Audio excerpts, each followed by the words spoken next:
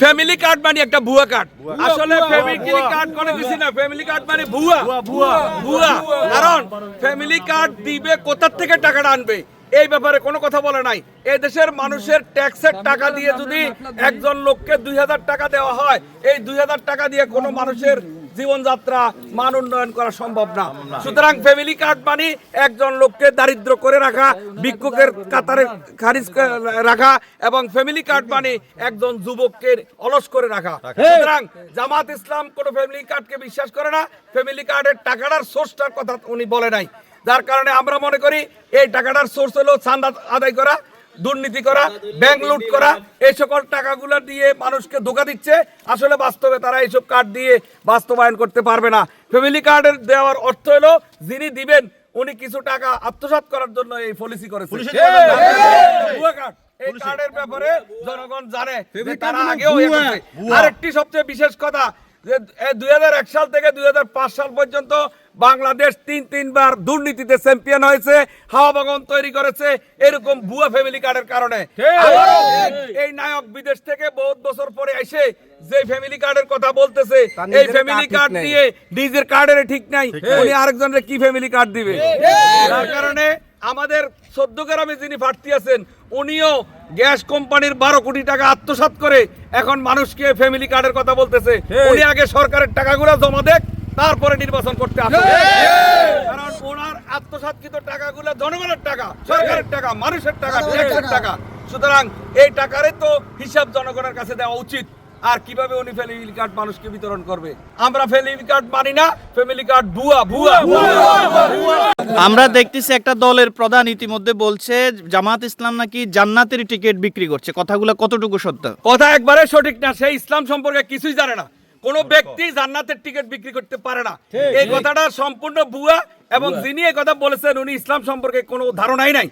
যার কারণে জান্নাতের পাইতে হইলে যে মুসলমান আগে ঈমান আনতে হবে, সেই অনুযায়ী চলতে হবে। মৌখিক স্বীকৃতি, অন্তরে বিশ্বাস, কাজে পরিণত করার নাম ঈমান। যিনি বলেছেন উনার ঈমানে নাই এবং উনি ইসলাম সম্পর্কে কিছু জানে না। জান্নাতের টিকিট বিক্রি হয় না, জান্নাতের টিকিট আল্লাহর দাসত্ব আনুগত্য করে অর্জন করতে হয়। সুতরাং এটা তার ব্যক্তিগত ব্যাপার, কেউ কাউকে জান্নাতের টিকিট দিতে পারে না। এটা মিথ্যা কথা, ভুয়া কথা। যিনি বলেছেন এটা সত্য নয়। জামাত ইসলাম ক্ষমতায় আসলে নাকি নারীদেরকে ঘর থেকে বের হতে দিবে না, এই ব্যাপারে আপনি কি বলতে চান? এটা ঠিক নয়, কারণ নারীরা ঘর থেকে বের হচ্ছে এবং হবে। এটার উদাহরণ হলো ঢাকা বিশ্ববিদ্যালয়। ঢাকা বিশ্ববিদ্যালয়ের মধ্যে সবচেয়ে আধুনিক, উচ্চশিক্ষিত, সুশিক্ষিত মেয়েরা সবচেয়ে বেশি ভোট দিয়েছে ইসলামী ছাত্র শিবিরকে। আর ইসলামী ছাত্র শিবির হলো জামাত ইসলামের একটি ছাত্র সংগঠন। সুতরাং যেই সারা বাংলাদেশের সকল উল্লেখযোগ্য বিশ্ববিদ্যালয়গুলোর মধ্যে জামাত ইসলামের অঙ্গ সংগঠন ইসলামী ছাত্র শিবিরকে ভোট দিয়েছে নারীরা, মেয়েরা। সুতরাং তারা এখন বুঝে গেছে এই ধারণাগুলো ছিল সম্পূর্ণ সেকালের মিথ্যা, অপবাদ, অপপ্রচার, যার কারণে এটা ভুল প্রমাণিত হয়েছে। সুতরাং মেয়েরাই সবচেয়ে বেশি ভোট দিচ্ছে এবং দিবে। আমরা তার প্রমাণ ঢাকা বিশ্ববিদ্যালয়, জাহাঙ্গীরনগর বিশ্ববিদ্যালয়, রাজশাহী বিশ্ববিদ্যালয়, চট্টগ্রাম বিশ্ববিদ্যালয়, সবগুলা বিশ্ববিদ্যালয়ের মধ্যে নারী শিক্ষার্থীরা ভোট দিয়ে প্রমাণ করেছে এই দেশে নারীদের সবচেয়ে বড় নিরাপদ স্থান ইসলামী ছাত্র শিবির এবং জামাত ইসলাম। বাংলাদেশে এত দল, এত মার্কা থাকতে আপনি দাড়িপাল্লাকে কেন বেছে নিলেন? দাড়িপাল্লা হলো ন্যায়ের প্রতীক, ইনসাফের প্রতীক। এই দেশে আপনার নির্বাচনের ভিতরে মানুষকে ধোঁকা দিয়েছে দীর্ঘ 54 বছর। আর দীর্ঘ 54 বছরের মধ্যে এই দেশের মানুষ কোনো কিছু পায় নাই। জামাতের মতবাদ হলো কোরআন এবং সুন্নাহ ভিত্তিক রাষ্ট্র পরিচালনা করা। Lenin, Karl Marx, Mao Tsetung, Hobbes, Locke, Rousseau, Machiavelli হইতে যত রাষ্ট্রবিজ্ঞানী আছে এই পৃথিবীতে সকল রাষ্ট্রবিজ্ঞানীদের মতবাদ কায়েম করে মিথ্যা, ভুয়া প্রমাণিত হয়ে এবার এই বাংলাদেশের প্রথম শুরু হলো ইসলাম একমাত্র মানুষের মুক্তি দিতে পারে। সেজন্য বাংলাদেশ জামাত ইসলামের নেতৃত্বে কোরআন এবং সুন্নাহ ভিত্তিক রাষ্ট্র গঠন করার জন্য আমরা ঐক্যবদ্ধ হয়েছি। বিশেষ করে বাংলাদেশে শতকরা 95% মুসলমানের রাষ্ট্রে ইসলাম এবং কোরআন সুন্নাহ ভিত্তিক রাষ্ট্র পরিচালনা করার জন্য সবচেয়ে বড় ক্ষেত্র হলো বাংলাদেশ। যার কারণে জামাত ইসলাম এই মানুষদেরকে নিয়ে কোরআন এবং সুন্নাহ ভিত্তিক রাষ্ট্র পরিচালনা করার জন্য প্রত্যয় ব্যক্ত করেছে। 1956 সালে পাকিস্তানে ইসলামী প্রজাতন্ত্র সংবিধান প্রণয়ন করা হয়েছিল। সেই সংবিধানের ধারাবাহিকতায় বাংলাদেশ তৈরি হওয়ার পরে এই সংবিধান তুচ্ছ করে ফেলে দিয়ে ধর্মনিরপেক্ষতাবাদ সমাজতন্ত্র কায়েম করে মুসলমানদেরকে কুক্ষিগত করে রাখা হয়েছে। আর এই দীর্ঘ 54 বছর পরে বর্তমানে মুসলমানরা একটি সুযোগ পেয়েছে ইসলামী প্রজাতন্ত্র কায়েম করার জন্য, আর তারই মাধ্যম হলো 10 দলীয় জোটের নেতৃত্বে জামাত ইসলামের মাধ্যমে আগামী 12 তারিখ নির্বাচনের পরে এই দেশে ইসলামী প্রজাতন্ত্র নামে একটি ইসলামী রাষ্ট্র কায়েম করা হবে। আর ডাক্তার সৈয়দ আব্দুল্লাহ মোহাম্মদ তাহের এবং আমিরে জামাত, বিশেষ করে ওনারা হলেন এই কান্ডারি। আমরা আশা করি ডাক্তার সৈয়দ আব্দুল্লাহ মোহাম্মদ তাহের এবং আমিরে জামাত ডাক্তার শফিকুর রহমানের নেতৃত্বে এই দেশে ইসলামী রিভলিউশন হবে, অর্থনৈতিক বিপ্লব হবে, যুবকদের কর্মসংস্থান হবে, মানুষ ন্যায় এবং ইনসাফ কায়েম করবে এবং আশা করি এই দেশের মানুষের মধ্যে শান্তি স্থাপন হবে। এবং এই আশায় বুক বেঁধে এই দেশের মানুষ বর্তমানে আগামী 12 ফেব্রুয়ারি নির্বাচনে জামাত ইসলামকে ভোট দেওয়ার জন্য প্রত্যয় ব্যক্ত করে বসে আছে। আশা করি আমরা এই 12 তারিখের পরে প্রমাণ হবে এই দেশ ইসলামের দেশ, এই দেশ ইসলামী প্রজাতন্ত্রের দেশ, এই দেশে কোরআন এবং সুন্নাহ ভিত্তিক রাষ্ট্র পরিচালনা করার জন্য ইনশাআল্লাহ মানুষ প্রতিজ্ঞাবদ্ধ করেছে। আর একটি কথা, আর শেষ না, হ্যাঁ এবার বলি, আপনার কি মনে হয় জামাত ইসলাম ক্ষমতায় গেলে দেশটা ঠিকভাবে চালাইতে পারবে? কারণ দেশে তো অনেক কূটনীতিক আছে, পররাষ্ট্রনীতি আছে, জামাত ইসলাম কি এরকম যোগ্য ব্যক্তি আছে দেশ চালানোর? জামাত ইসলামের মধ্যে অবশ্যই যোগ্য ব্যক্তি আছে, কারণ আমরা সবচেয়ে পরাশক্তি দুটি বড় রাষ্ট্রের মাঝখানে অবস্থান করতেছি। আমরা ভারত এবং চীন এই দুটি রাষ্ট্রের মাঝখানে আছি, কিন্তু ভারত ও হিন্দু রাষ্ট্র, চীন একটি কমিউনিস্ট রাষ্ট্র, মাঝখানে মুসলমান রাষ্ট্র যদি ইসলামী রাষ্ট্র হয় সেই রাষ্ট্রটাই সবচেয়ে শক্তিশালী এবং কূটনীতির দিক থেকে দুটি রাষ্ট্রই আমাদেরকে সহযোগিতা করবে। আমরা পররাষ্ট্র নীতি হলো সকলের সাথে বন্ধুত্ব, কারোর সাথে শত্রুতা নয়, সেই নীতিতে আমরা বাংলাদেশ আগেও ছিল, জামাত ইসলামের আমলেও তাই থাকবে। যার কারণে আমরা আশা করি এই দেশ ইসলামী রাষ্ট্র হলে পররাষ্ট্রনীতি, কূটনীতি সকল দিক থেকে যোগ্য নেতৃত্ব দিয়ে এই রাষ্ট্রকে, এই দেশের মানুষের মুখে হাসি ফোটানো সম্ভব। কারণ সবচেয়ে শিক্ষিত, মেধাবী, জ্ঞানী, গুণী, রিসার্চ করা সকল শ্রেণীর লোক একমাত্র জামাত ইসলামের মধ্যে আছে। যার কারণে আমরা রাষ্ট্র পরিচালনায় কোনো সমস্যা হবে না আমরা আশা করি। জি জি জি। কি হয়েছে আমার বলেন? এই ছোট ভাই জি। দোকান বাজারে ব্যবসায়িক, আচ্ছা। উনি আগে তো ব্যবসা করতো, এখন অফেন ব্যবসা নাই, উনি জামাত ইসলামের কাজ করবে, আমাদের সাথে থাকবো সবসময় ইনশাআল্লাহ। জি। আশাবাদ তার বাইরে নির্বাচন করবে। আচ্ছা আচ্ছা, উনি আগে কোন দলে ছিল? না, দলে ছোট একটা জামাতে মানুষের লেখাপড়া করতো, আচ্ছা, এখন অফেন আচ্ছা। কাজ করবো তার বাইর জন্য উনি। আচ্ছা, মানে স্বেচ্ছায় আপনি তাহের ভাইকে ভালোবেসে এই দলে কাজ করতে চাচ্ছেন? ইনশাআল্লাহ। আচ্ছা আচ্ছা আচ্ছা। ইনশাআল্লাহ, আমরা কাজ করবো। এক্ষেত্রে কি সৌদি ছিল আপনাকে আগে। কোনো টাকার লোভ অথবা বড় ধরনের অ্যামাউন্ট বা কিছু দেওয়া হবে এরকম কোনো অফার করা হয়েছে? তো কেন আপনি তাহের ভাইয়ের পক্ষে কাজ করতে চাচ্ছেন? ভালোবাসা। আচ্ছা, এত দল থাকতে আপনি তাহের ভাই বা জামাত ইসলামকে কেন ভালোবাসলেন? আসছি আমার মন থেকে আসছি, এটা ভালো লাগছে হিসাবে আসছি আর কি। আচ্ছা আচ্ছা, আপনি 14 গ্রামে ইতিমধ্যে কোন দলের বিজয় দেখতেছেন সম্ভাবনাময়? কার বিজয় হতে পারে? দাঁড়িপাল্লা। দাঁড়িপাল্লা। মানে এত কনফিডেন্ট কেন আপনার ভিতরে? আমার বিশ্বাস আছে যে জনসংখ্যা বেশি, আচ্ছা আচ্ছা আচ্ছা গণজোয়ার এটা। আচ্ছা, আপনার পরিবারের মোট ভোটার সংখ্যা কতজন?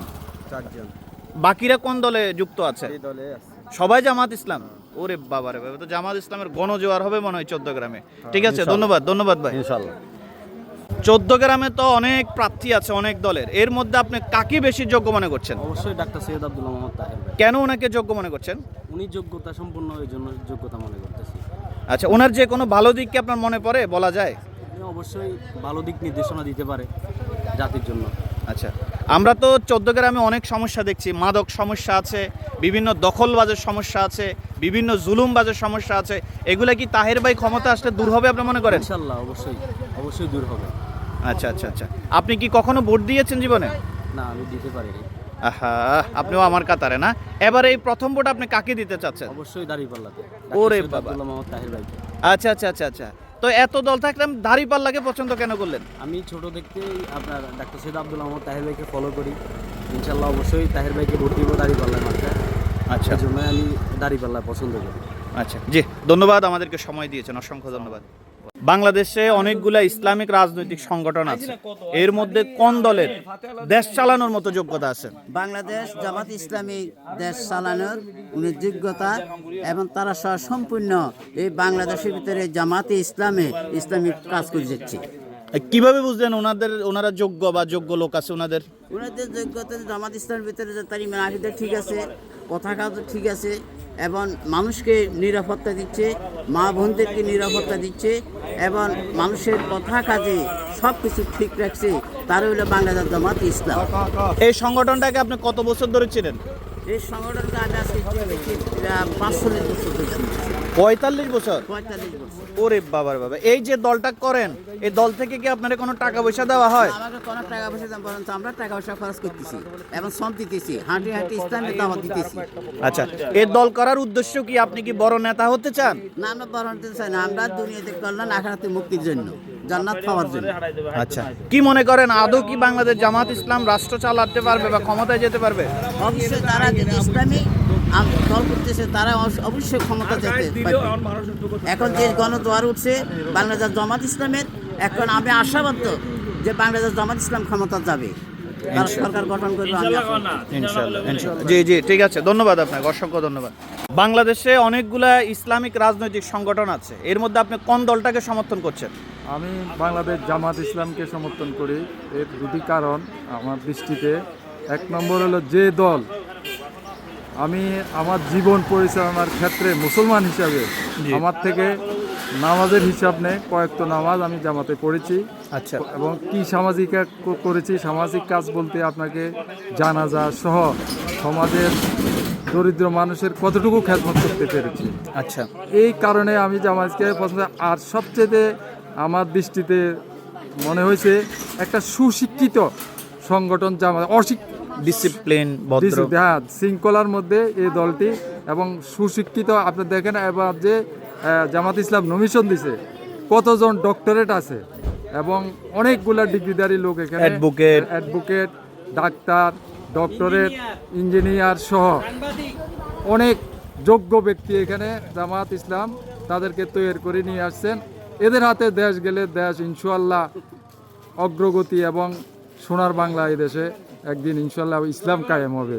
এই জন্যই আমি জামাত ইসলাম করি।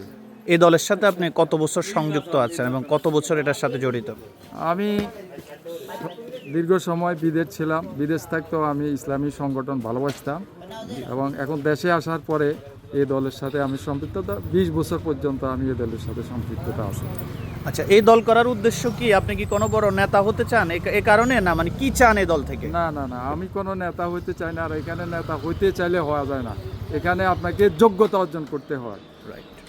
ওই যোগ্যতা আর হলো, মানে আপনার এই দল করার উদ্দেশ্য কি?